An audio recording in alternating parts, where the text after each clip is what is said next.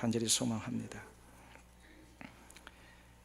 예수님의 생애와 행적, 그리고 그 말씀의 선포를 기록하고 있는 이 4복음서들은 나름대로의 관점을 가지고 예수님을 조명하고 있지만, 이 4복음서들이 공히 중요하게 여기는 한 가지 공통된 내용이 있습니다.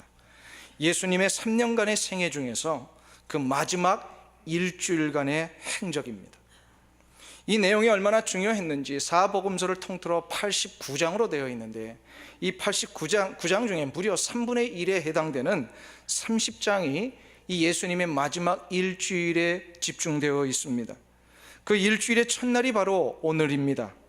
오늘 본문에 나오는 대로 예수님께서는 나귀를 타고 예루살렘 성에 입성을 하셨습니다. 이 예루살렘에 있던 수많은 백성들이 예수님을 맞이하면서 자기들의 옷을 벗어서 길 위에 깔고 그 위로 예수님이 오심을 환영했습니다. 수많은 사람들이 종려나무 가지를 흔들면서 예수님을 환영했습니다. 이때 종려나무 가지를 흔들며 예수님을 환영했다라고 하는 의미에서 그 종려나무가 팜추리 아닙니까? 그래서 이 고난주간의 첫날을 우리가 팜 선데이, 곧 종려주일이라고 부르는 것입니다. 그러면 왜 예수님은 이 공생애를 마무리하시면서 십자가에 달려 돌아가시기 전에 예루살렘에 입성하셔야만 됐느냐, 이 말입니다. 이것이 우리가 오늘 살펴봐야 될 아주 중요한 부분입니다. 많은 구속사적인 이유가 있겠지만 예수님께서 예루살렘 성전에 입성하신 가장 중요한 이유는 오늘 본문에 의하면 바로 예루살렘에 성전이 있기 때문에 그렇습니다. 성전, 즉 구약의 역사 속에 이 성전은 예수 그리스도를 가리키셨습니다. 예수 그리스도를 가리친 이 성전의 의미와 일주일 후에 예수님이 지실 십자가의 의미가 같았다라는 거예요. 이것을 가리켜 주시기 위해서 예수님이 예루살렘 성전에 들어가셔서 그 일주일의 첫 시작인 성전 청결을 이루십니다. 성전을 왜 청결하셨느냐? 바로 그 1500년 동안 이스라엘 백성들이 이 성전의 참된 의미를 잊어버렸기 때문에 그렇습니다. 그래서 성전의 의미를 깨닫는 것과 십자가의 의미를 깨닫는 것은 같은 뜻입니다. 성전의 의미를 알면 십자가의 의미를 알 수가 있습니다. 오늘 주님께서 예루살렘 성전에 들어가셔서 이루신 그 성전 청결의 사역을 통하여 우리에게 보여주실 십자가의 세 가지 의미, 그 성전의 세 가지 의미를 살펴보므로 고난중간에 붙들어야 될 십자가의 능력을 우리가 함께 소유하기를 원합니다. 첫 번째로 예수님께서 이루시고자 했던 그 성전의 참된 회복의 역사는 바로 성전이 모든 만민에게 열려진 곳임을 가르쳐 주시기 위함입니다.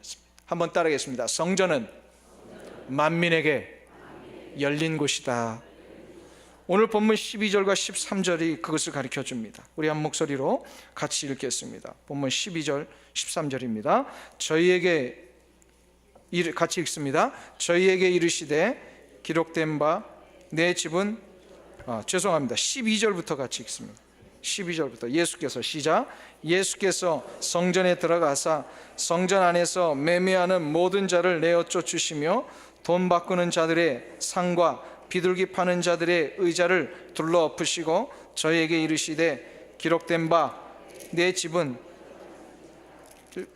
끌음을 받는 것을 너희가 알지 못해 너희는 강도의 구려를 만드는도다 하시더라.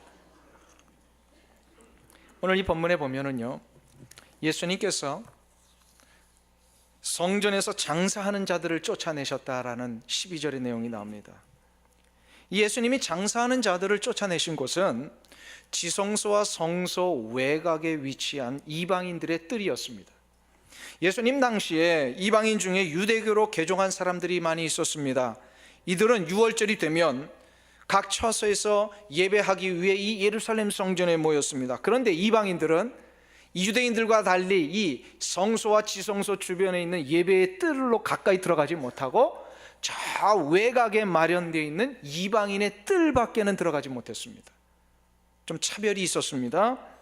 그런데 더 심각한 문제는 이 이방인들이 모여서 예배하는 이 이방인의 뜰에 유대인들이 그 자리를 점유해서 이방인들이 기도하던 예배를 드리던 상관없이 아랑곳하지 아니하고 그 자리에서 예배하러 오는 사람들을 상대로 장사를 벌이고 있었다라는 거예요. 소를 팔고 양을 팔고 동전을 바꾸면서 저들이 이방인들이 예배하는 곳에서 지금 장사를 벌이고 있었어요. 기도와 예배하는 일들을 방해하면서 조금도 이방인들의 예배를 존중히 여기지 않고 있었다는 겁니다. 왜냐하면 이스라엘 백성들에게는 편견이 있었어요. 이방인들은 예배할 자격이 없는 자다라고 하는 이 교만이 있었습니다. 주님이 이 부분에 대하여 화가 나신 거예요. 너무 화가 나셔가지고 장사하는 사람들의 상을 다 뒤엎으시면서 그 장사하는 자들을 위하여 너희들이 강도의 굴혈로 만들었도다 라고 하면서 아주 막 질책을 하셨어요. 왜 주님께서 이 상황을 이렇게 화를 내시며 질책을 하셨던 것일까요? 이것을 알기 위해서는요, 열왕기상을 우리가 살펴봐야 합니다. 원래 성전은 이스라엘 백성들만을 위한 장소가 아니라 이방인에게도 예배 드릴 수 있도록 열려있는 장소였습니다. 열왕기상 8장을 보겠습니다. 구약성경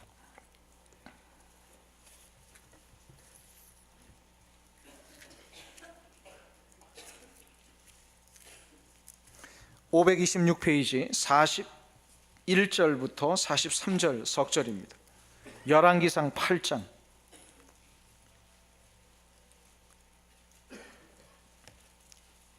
여기 보면은요, 솔로몬이 자신의 성전을 하나님 앞에 드리면서 헌당식을 하면서 드린 기도가 나옵니다. 헌당식 기도예요. 성전 짓고 헌당식 하는데 41절부터 43절까지 우리 같이 합독하겠습니다. 다 찾으셨죠? 526페이지 8장 41절부터 43절 같이 읽습니다. 또 주의 백성 이스라엘에 속하지 아니한 자 곧 주의 이름을 위하여 먼 지방에서 온 이방인이라도 저희가 주의 광대한 이름과 주의 능한 손과 주의 표심판의 소문을 듣고 와서 이 전을 향하여 기도하거든 주는 계신 곳 하늘에서 들으시고 무릇 이방인이 주께 부르짖는 대로 이루사 땅의 만민으로 주의 이름을 알고 주의 백성 이스라엘처럼 경외하게 하옵시며 또 내가 이 전을 주의 이름으로 일컫는 줄을 알게 하옵소서. 아멘. 이 기도를 통하여 주님께서 성전이 만민이 기도하는 집이다라고 하는 이 뜻을 가르쳐 주신 겁니다. 성전이 바로 이스라엘만을 위한 것이 아니라 이방인을 향하여서도 열려 있다라는 뜻이에요. 다시 말해서 성전을 통해서 하나님이 그 기도하는 모든 만민들에게 기도의 응답을 해 주심으로 이스라엘 백성뿐만 아니라 모든 만민으로 하여금 하나님이 영광을 받으시고 경외를 받으시는 이 목적이 바로 성전에 있었다라는 거예요. 그런데 지금 이스라엘 백성들은요, 만민의 하나님을 자신들만의 하나님으로 바꿔버렸다라는 거예요. 이게 죄예요. 그래서 다른 사람들이 예배 드리는 건 방해하고 못마땅해 여기고 예배하는 장소에 가서 방해하고 장사하고, 그러니까 막 이것이 죄임을 아셨기에 주님 막 여기 화가 나신 거예요. 막 상을 뒤에 엎으셨어요.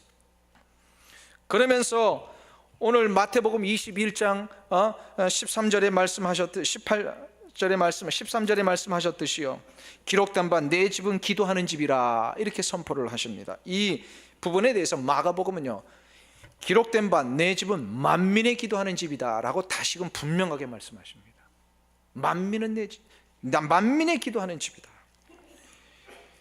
예수님께서 이것을 가르쳐 주시기 위하여 십자가에 달려 돌아가셨습니다. 아까 제가 말씀드렸듯이 성전의 의미와 십자가의 의미가 같은 것이다라고 얘기를 했습니다. 성전의 의미가 회복되는 것이야말로 예수님이 십자가에 달려 돌아가시는 의미를 밝히 알 수 있는 일입니다. 그래서 주님이 이것을 실제로 가르쳐 주시기 위해서 십자가에 달려 돌아가신 거예요.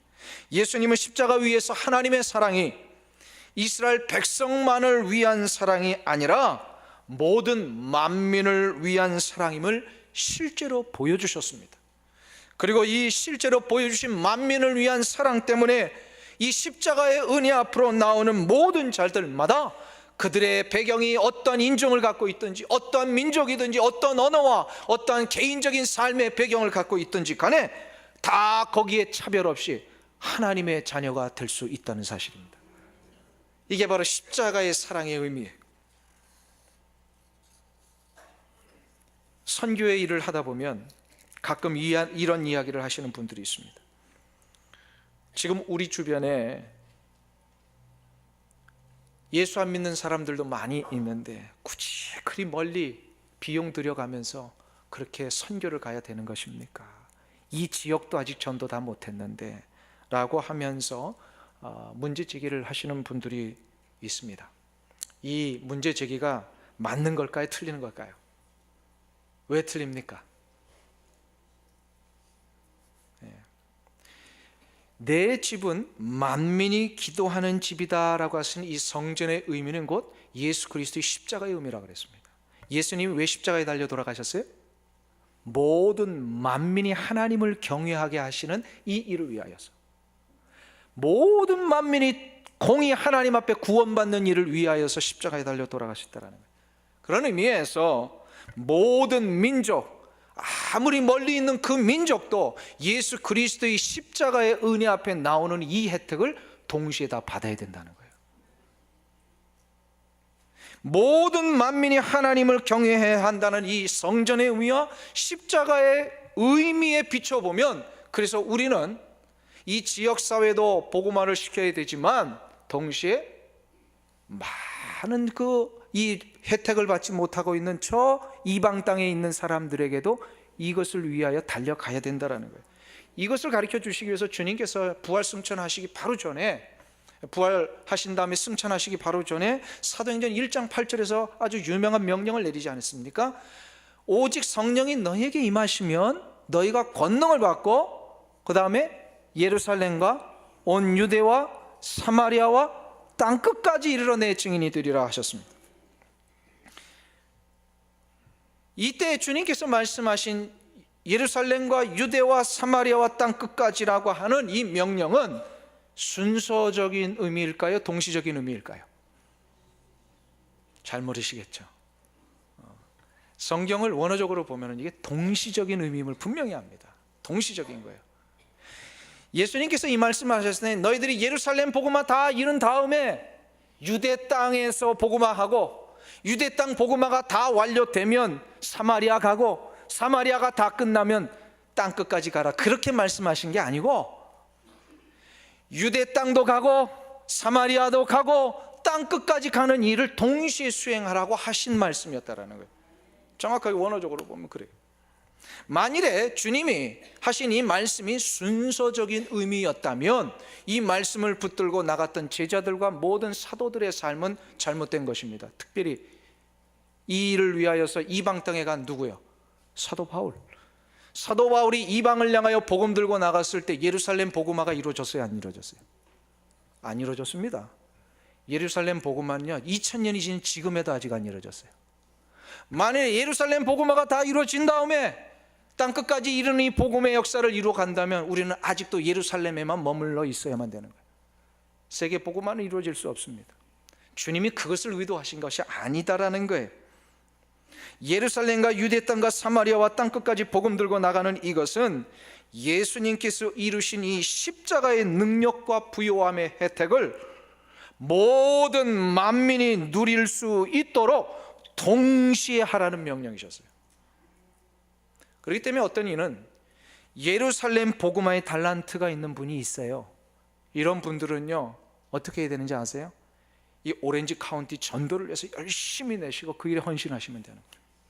어떤 이들은요 유대 땅 복음화의 달란트가 있는 분이 있어요. 이런 분들은 어떻게 되는지 아세요? 자마의 김충근 장로님 같은 분들, 이 미국 땅의 젊은이들을 일으키며 이 1.5세와 2세들이 하나님 앞에 돌아오는 일에서 미국의 부흥을 위하여 헌신하고 복음을 전하는 이 일에, 그 달란트가 그런 분들은 그 일에 뛰어들어야 돼요. 사마리아 복음화의 달란트가 있는 분이 있어요. 우리 한국 백성의 사마리아는 어디입니까? 가장 가기 싫은 곳 어디예요? 북한이 될 수도 있고 일본이 될 수도 있고. 그런데 이것도요 거기에 달란트가 있어가지고요 거기에 그 하나님의 콜링을 받은 사람은 가야 되는 거예요. 언어와 민족이 다르고 풍습이 다르고 생활 습관이 다른 이 저 땅끝에 있는 우리와 전혀 다른 나라에 있는 사람들, 이런 사람들이 땅끝에 있는 사람들입니다. 여기에 달란트가 있고 여기에 콜링을 받은 사람들은요, 거기에 가야 합니다. 어떤 특정한 선교만이 옳은 것이 아니라 그 모든 선교가 다 주의 거룩하신 십자가의 혜택을 받아야 할 마땅한 선교의 현장인 줄 믿습니다. 사랑하는 성도님 여러분, 우리 주 예수 그리스도께서 십자가에 달려 돌아가심으로 이루시고자 했던 그 성전의 진정한 의미, 뭐라고요? 성전은 만민이 기도하는 집이다. 이 만민이 기도하는 집이 되게 하기 위하여 우리 주 예수 그리스도께서 하나님의 사랑을 모든 만민에게 보여주셨듯이, 이제 우리가 그 십자가의 은혜 앞에 돌아온 사람이라면 우리도 이제 십자가의 그 은혜를 위하여 순종하며 땅끝까지 모든 만민에게 이 복음을 전하기 위해 나가야 될 줄 믿습니다. 두 번째로, 예수님이 성전의 회복을 통하여 이루시고자 하셨던 것은 성전은 참된 치유와 회복의 현장이 되어야 한다는 것입니다. 한번 따라하겠습니다. 성전은 치유와 회복의 현장이다. 오늘 14절 말씀이 그것을 가르쳐 줍니다. 같이 읽겠습니다. 14절 같이 읽습니다. 소경과 저는 자들이 성전에서 예수께 나아오매 고쳐주시니. 아멘. 성전은 아까 말씀드렸듯이 모든 만민이 하나님께 나와 예배하며 하나님을 경외하는 곳이 되어야 한다고 그랬습니다. 이제 여기서 더 나아가서 모든 만민이 하나님 앞에 예배하며 경외하며 나갈 때에 하나님은 그 백성들에게 참된 치유와 회복을 허락하신다는 겁니다. 왠지 아세요? 하나님의 임재의 현장이 바로 예배하는 것이고 하나님을 만나는 거 아닙니까? 하나님을 만나 하나님의 임재를 체험하는 적엔 하나님의 생명의 역사가 시작이 됩니다. 하나님의 생명의 역사가 시작이 되면 바로 그의 영과 육의 새로운 회복이 일어납니다. 눌렸던 자들이 자유함을 얻습니다. 평생토록 왜 내가 이렇게 두려움 가운데 살았는지도 모르는 사람들이 예수 만나면 진정한 평화를 얻습니다. 그리고 예수 때문에, 예수 그리스도의 십자가의 능력 때문에 육체적으로 아픈 자들이 나음을 얻습니다. 주님께서 그래서 성전을 정결케 하신 이후에 소경과 저는 자들을 고쳐주신 이유가 여기에 있어요. 소경과 저는 자들은 소외된 계층이었어요. 저들은 한평생 자신들의 장애 때문에 남들로부터 무시와 질시를 받았던 참으로 불쌍한 분들이었어요. 어느 누구도 저들에게 관심 기울이지 않았습니다. 그러나 우리 주님, 우리 주 예수 그리스도께서는 저들 한 사람 한 사람의 관심을 갖고 저들에게 다가가셨어요. 왠지 아세요? 저들도 하나님의 형상으로 지음받은 하나님의 백성이니까 하나님 앞엔 차별이 없어요. 그래서 저들 모두가 다 치유와 회복을 받아야 될 마땅한 사랑의 대상자들입니다. 이것 때문에 우리 주님께서 십자가에 달려 돌아가신 줄 믿습니다. 지난주에 여호수아 21장을 통해 우리가 살펴본 것처럼 예수님이 십자가 위에서 당하신 고난과 아픔은 바로 인생의 낙심과 절망 가운데 있는 자, 육체의 질병과 아픔 가운데 있는 자를 치료하시고 회복시키시기 위함이었습니다. 그가 찔림은 우리의 허물을 인하며 그가 상함은 우리의 죄악을 인함이라. 그가 징계를 받음으로 우리가 평화를 누리고 그가 채찍에 맞음으로 우리가 나음을 입었도다. 할렐루야. 이 말씀은요, 문자 그대로 받으시면 돼요. 무슨 이렇게 막 어려운 그런 의미 있는 그런 묵시가 아니에요. 이건 문자 그대로 예수님이 십자가 위에 달려 돌아가심으로 인하여 우리의 육체가 해결되는 역사를 주셨다라는 거예요. 이것을 몸소 체험했던 사도 바울은 고린도 교회 성도들을 향하여 이렇게 고백합니다. 십자가의 도가 멸망하는 자들에게는 미련한 것이요 구원을 얻는 우리에게는 하나님의 능력이 됨이라. 구원받은 우리 성도들에게 십자가는 하나님의 능력입니다. 주님의 십자가 앞에 나오는 자마다 이 회복의 능력이 시작될 줄 믿습니다. 예수 그리스도의 십자가 앞에 나가는 자마다 하나님의 은혜와 사랑을 경험하는 이 특권이 이루어질 줄 믿습니다. 그래서 이 시대에 일어나고 있는 모든 고통과 아픔의 문제는요, 십자가 외에는 해결할 길이 없습니다. 미국의 문제 뭐로 해결할 수 있다고 생각하십니까? 모두가 동성연애 이제는 당연히 받아들여. 힐러리 클린턴이 이제는 선거 나오려고 그러는지 대통령 되려고 하는지 공식적으로 이 동성연애를 지금 지지하고 막 나섰어요. 앞으로 다 차후에 이 대통령도 참 문제입니다. 문제. 모두가 다 하나님이 원치 아니하시는 이 잘못된 방향으로 가고 있는 이 시대적인 흐름 앞에 이 문제를 어떻게 이제 해결하려고 하십니까, 여러분들? 이제는 우리 자녀들 다 컸으니까 끝났다. 아니요. 우리의 자녀 세대들을 생각하셔야 되지 않습니까? 우리의 자자손손 믿음의 가문들을 일으켜 가야 할 이 터전 땅에 어째요 하나님의 말씀에 거역하는 이 모든 흐름들이 일어나고 있는가? 이 문제를 해결하는 방법이 뭐라고 생각하십니까? 참된 계획은요, 내 안에 예수 그리스도의 십자가의 회복과 치유가 시작이 될 때, 내가 변화되고 우리의 가정이 변화되고 우리의 심령이 변할 때 이 사회는 변화될 줄 믿습니다. 세계에서 가장 폐쇄적인 나라, 가장 인권의 문제가 심각한 나라, 굶주림 때문에 인구의 3분의 1인 870만 명이 지금도 영양실조에 걸려있는 나라, 어느 나라라고 생각하십니까? 어떤 나라일까요? 예, 북한입니다. 그러나 이 북한이 더 심각한 문제가 지금 있습니다. 바로 저들의 가슴 속에 맺혀 있는 70년 동안 지울 수 없는 이 절망과 아픔과 이 눌림과 상처와 분노의 문제, 이것이 지금요 북한 사회에 굉장히 만연되어 있어요. 북한에서 이렇게 건너온 분들을 만나보면요, 이게 알 수가 있어요. 굉장히 막 분노가 있어요. 이 문제를 어떻게 해결할 수 있다고 생각하십니까? 북한의 문제를 한국에서는 통일과 함께 여러 가지로 많이 어프로치를 합니다. 그러나 북한을 해결하는 문제에 있어서는 저는 두 가지 질문을 먼저 해야만 된다고 생각합니다. 북한을 어떻게든 우리 한국 민족이 도와야 되는데 이들을 도와야 할 이유가 무엇인지를 먼저 물어야 됩니다. 왜 도와야 되느냐 이 말이에요. 그리고 두 번째 질문이 있어요. 북한 문제 어프로치 할 때에 돕는다면 어떻게 도와야 되는지를 물어야 합니다. 이거 정리 안 하면요 다 실패합니다. 북한 사역 하다가 다 실패하지 않습니까 지금? 자, 그럼 첫 번째 질문, 북한을 도와야 할 이유가 무엇입니까? 많은 사람들이 같은 민족이라는 이유 때문에, 우리가 같은 핏줄을 가지고 있었기 때문에 2세대 3세대만 거슬러 올라가도 우리는 다 한 가족이었기 때문에 저들을 도와야 한다라고 하는 이 이유를 든다면, 만일에 이런 조건들이 틀어지고 마음이 서로 상할 때는요 우리는 전혀 도울 마음이 없어집니다. 이 이유가 먼저 아니라는 거예요. 북한을 도와야 할 이유가 뭡니까? 우리가 예수 그리스도 안에 거듭난 그리스도인이기 때문에 돕는 거예요. 그리스도인이기 때문에 북한을 돕는 거예요. 예수 그리스도께서 보여주신 차별 없는 이 사랑, 만민이 하나님 앞에 영광을 돌리는 그 역사를 위하여서 우리는 북한을 도와야 된다는 거예요. 이것이 먼저 되면 정치와 이념을 넘어서서 우리는 흔들리지 아니하고 북한 문제 어프로치할 수 있습니다. 두 번째로, 그러면 어떻게 도와야 됩니까? 북한을 바로 예수 그리스도의 십자가의 능력으로 저들에게 참된 회복과 치유가 일어나도록 도와야 합니다. 한번 보세요. 아무리 물질적인 거 갖다 주어도 지금 변화됐습니까? 안 변화됐습니까? 안 됐잖아요, 북한이. 오늘 이거 방송 나가는 설교라 이거 좀 더 세게 얘기하면 안 되는데 안 됐어요. 문제 해결이 거기에 있지 않다라는 거예요.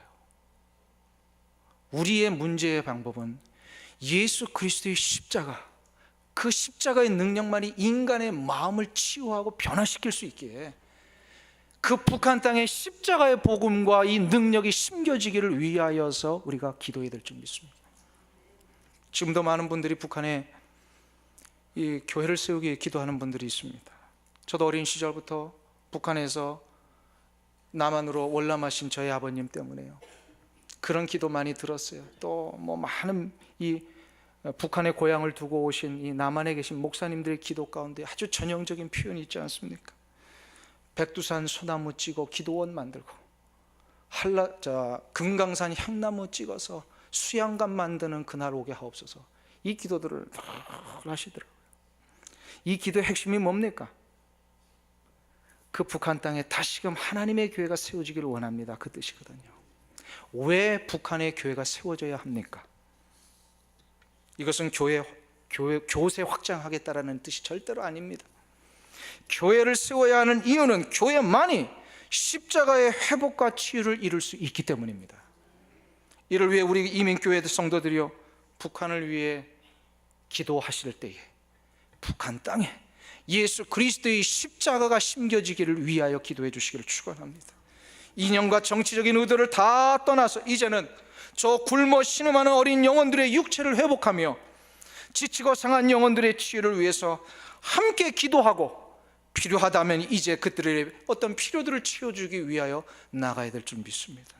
먼 훗날에 남과 북이 통일되어 하나 되었을 때에 우리의 자녀들과 북녘 땅의 어린 자녀들이 물을 것입니다. 우리 부모 세대들은 같은 민족이었던 북한을 위하여 무엇을 하셨습니까? 물을 때 여러분들은 무엇을 대답하실 수 있겠습니까? 이때 우리 그리스도인들은 한 가지를 대답할 수 있어야 되지 않습니까? 그래, 우리 부모 세대들은 북한을 위하여 다른 많은 것은 하지 못했지만 그 땅에 예수 그리스도의 십자가의 능력이 심겨지도록, 그래야 참된 회복과 치유가 일어나도록 우리는 그것을 위해 기도했다. 이 고백이 우리의 가운데 일어나기를 간절히 소망합니다. 사랑하는 성도님 여러분, 2013년도 고난주간을 맞이하는 첫날입니다. 어떤 기도의 제목과 결단을 가지고 이 한 주간을 여러분들 시작하려고 하십니까? 제가 여러분들에게 간절히 부탁드리고 싶습니다.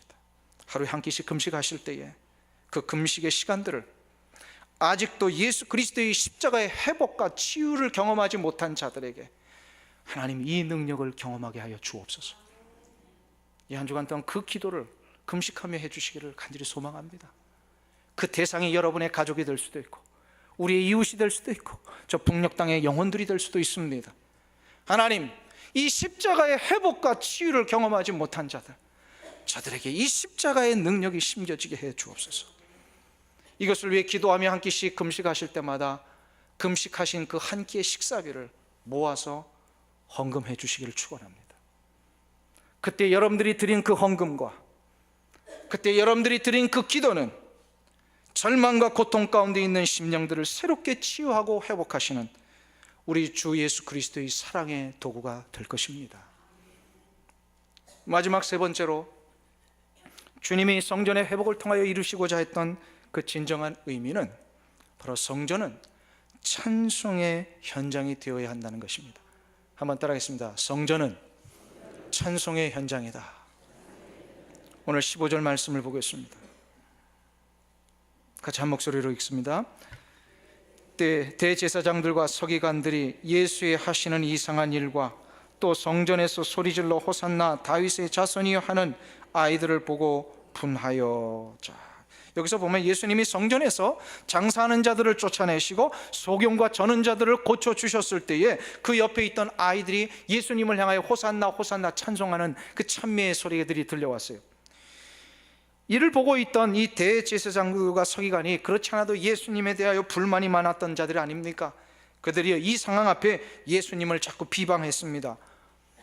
이 비방하는 소리를 들으시고 예수님은 16절에서 이렇게 대답을 하셨습니다. 16절을 같이 읽습니다. 예수께 말하되 저희의 하는 말을 듣느뇨? 예수께서 가라사대 그렇다.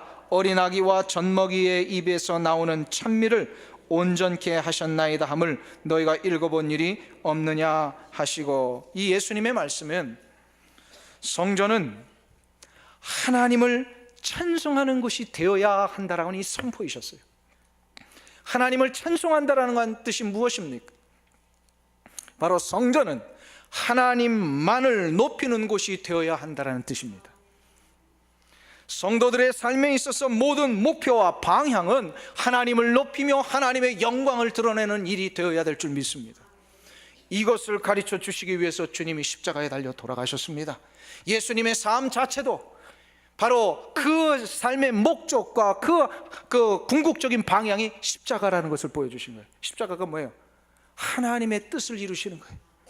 그래서 이것을 통하여 하나님이 영광 받으시고 많은 백성들이 하나님 앞에 돌아오는 이 일을 위하여 십자가에 달려 돌아가셨어요. 주님도 받으실 영광과 박수가 있고 공로가 있으셨어요. 그런데 주님은 그것을 다 포기하셨어요. 그리고 몸소 십자가의 길을 걸어가심으로 예수 그리스도를 믿는 모든 백성들이 이 길을 따라오기를 원하셨다라는 겁니다. 근데 놀라운 사실이 하나 있어요. 인생의 목표와 방향을 하나님의 영광을 위하여, 하나님의 뜻을 이루어드리는 일을 위하여 올곧하게 그 길을 걷는 자, 그 길을 가는 자에게 하나님은요, 그들을 내버려 두지 아니하시고 다시금 그를 영광의 높은 자리로 올려주신다라는 겁니다. 십자가로 인하여 예수님은 완전히 낮아지신 것 같았지만 3일 만에 우리 주 여호와 하나님은 예수 그리스도를 다시금 부활케 하셔서 모든 이름 위에 뛰어난 만유의 주요 만유의 하나님의 거룩한 영광이 되게 하셨습니다. 이것이 십자가의 역설입니다. 이상하죠? 십자가의 길을 걸으면 완전히 무너지고 바닥을 갈 것 같은데, 십자가의 길을 가는 자는요, 바로 하나님이 그의 인생을 높이시더라는 거예요. 따라하겠습니다. 하나님을 위해 사는 자, 하나님은 그를 책임지신다. 믿습니까? 우리에게는요, 하나님이 예비해 놓으신 영광이 있습니다. 1998년도 일본의 나가노 올림픽에서 참가했던 선수들 중에 아직도 잊혀지지 않는 선수가 하나 있습니다. 아프리카의 나이지리아에서 온 크로스컨트리 선수였어요. 그는 나가노 올림픽에 참가하기 전까지 2년 동안 눈을 한 번도 구경하지 못했다고 합니다. 크로스컨트리 경기의 성격상 많은 시간을 눈 위에서 훈련하고 점검하고 목표를 갱신해야 본선에 나와서 다른 이들과 경쟁할 수 있는데, 이 아프리카 나이지리아에서 눈을 볼 수 있을 리 만무하니 2년 동안 이 선수는요, 눈 위에서 훈련한 게 아니라 땅 위에서 훈련을 했던 거예요. 그냥 체력 단련만 한 거예요, 소위 말해서. 그럼에도 불구하고 이 선수가 나이지리아를 대표해서 크로스컨트리 분야에 참가했던 이유가 있답니다. 나중에 방송에서 기자에게 이런 고백을 했습니다. 나의 목표는 메달을 따는 것이 아닙니다. 나의 유일한 목표는 이 길고도 힘든 경기를 완주하는 것입니다. 이 얘기를 해요. 크로스컨트리라는 것은 수십 킬로를 스키를 타고 그 눈 위를 계속해서 걷는 거 아닙니까? 모두가 다 상업주의에 물들어 메달을 자신의 영광과 부를 획득하는 수단으로 여기고 있는 이 시대 앞에 나이지리아의 그 선수는 스포츠의 참된 정신과 본질이 무엇인지를 알았던 것 같아요. 메달을 통해 얻은 부와 명예보다 더 중요한 것이 자신의 인생의 목적을 잃지 아니하고 그 길을 끝까지 걸어가는 것임을 그 선수는 분명히 알았던 것입니다. 이런 그의 마음과 생각 때문인지 그날 참으로 감동적인 일이 하나 일어났습니다. 크로스컨트리의 그날 우승자인 노르웨이 대표 선수가 자기가 1등한 다음에 그 자리를 떠나지 아니하고 마지막에 들어오는 나이지리아 선수가 들어올 때까지 기다렸다가 그 선수를 격려하며 축하하는 장면이 연출이 됐습니다. 나이지리아 선수는 그날 비록 메달은 받지 못했지만 함께했던 모든 관중과 동료 선수들로부터 뜨거운 박수와 격려를 받았습니다. 이 감동적인 장면에서 저는 우리 그리스도인들의 길을 한번 떠올려 볼 수 있었습니다. 우리 그리스도인들의 길은 명예나 권력이나 세상적인 화려함을 얻기 위해 가는 길이 아닙니다. 우리의 길은 하나님의 영광만을 위한 길입니다. 우리가 하나님의 영광이라는 이 삶의 목표와 방향을 잃지 않고 그 길을 올곧하게 걸어갈 때에 세상이 주는 화려한 메달은 혹 딸 수 없을는지는 모르지만 우리 주님이 마련해 놓으신 진정한 승리의 면류관과 하늘의 박수가 기다리고 있다는 사실입니다.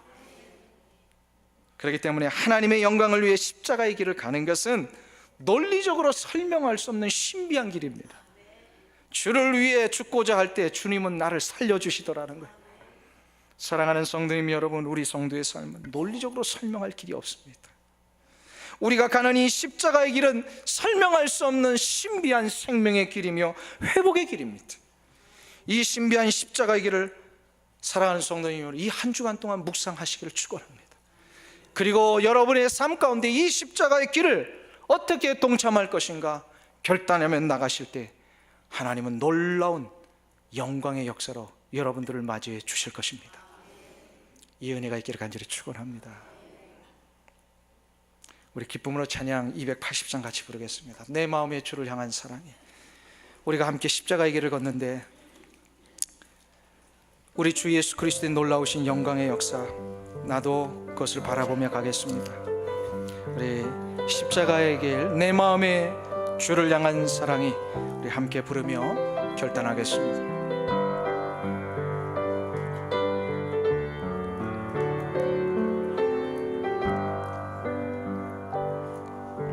내 마음의 주를 향한 사랑이 나의 말엔 주가 주신 진리로 나의 눈에 주의 눈물 채워주소서.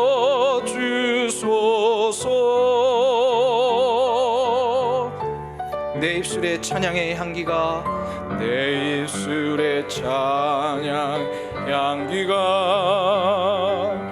두 손에는 주를 닮은 섬김이 나의 삶의 주의 은정마에 하소서.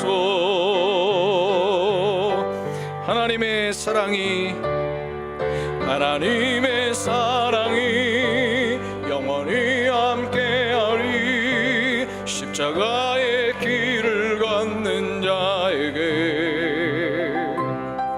순교자의 삶을 사는 이행에 조롱하는 소리와 세상 유혹성에 너 주의 순결한 신부가 되리라. 내 생명 주님께 드리니 하나님의 사랑이 영원히 함께하리. 하나님의 사랑이 영원히 함께하리. 십자가의 길을 걷는 자에게 순교자의 삶을 사는 이행에 조롱하는 소리와 세상 유혹성에 너 주의 순결한 신부가 되리라.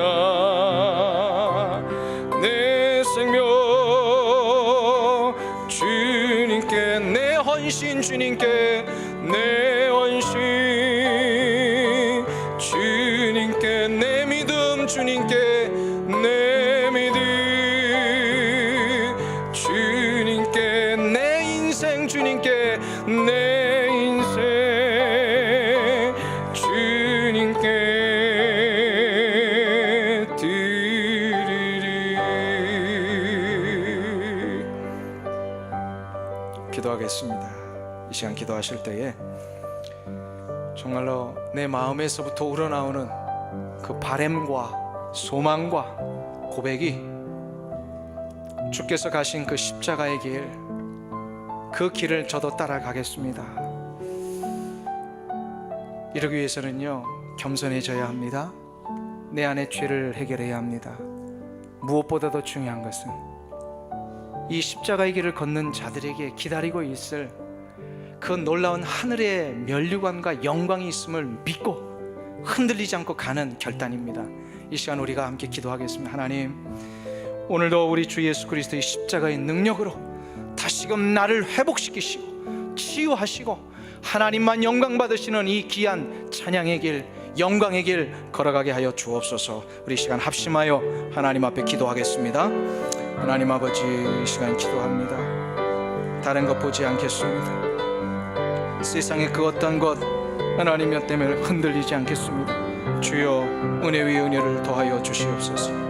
날마다 주님을 찬미하며 나가는 이 삶 속에 하나님이여, 논리적으로 설명할 수 없는 이 길을 가는 나의 이 삶에 하나님이여, 십자가의 길은 생명의 길이며 회복의 길인 줄로 믿사오니, 오 주여, 고난 주간을 시작하는 이 첫날 우리가 이 십자가의 길을 묵상하며 주의 그 길에 동참하기를 원합니다.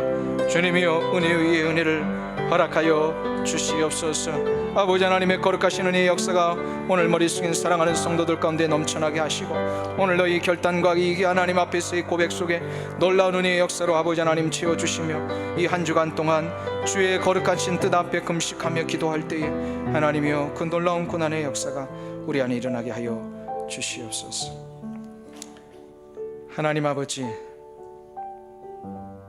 하나님의 영광이라는 이 삶의 목표와 방향을 잃지 아니하고 그 길을 갈 때, 혹 세상이 주는 화려한 메달은 딸 수 없는 경우가 있을지는 몰라도 우리 주님이 마련해 놓으신 진정한 승리의 면류관과 하늘의 박수가 우리 가운데 기다리고 있는 줄 믿습니다. 하나님, 하나님의 영광을 위해 이 십자가의 길을 가는 놀랍고도 신비한 이 길을 통해 우리 이 자리에 머리 숙인 사랑하는 모든 성도들 생명의 능력을 얻게 하시고 회복을 경험하게 하시며 하늘의 거룩한 소망을 다시 한번 붙들 수 있도록 은혜 내려 주시옵소서. 예수님의 이름으로 기도하옵나이다. 아멘.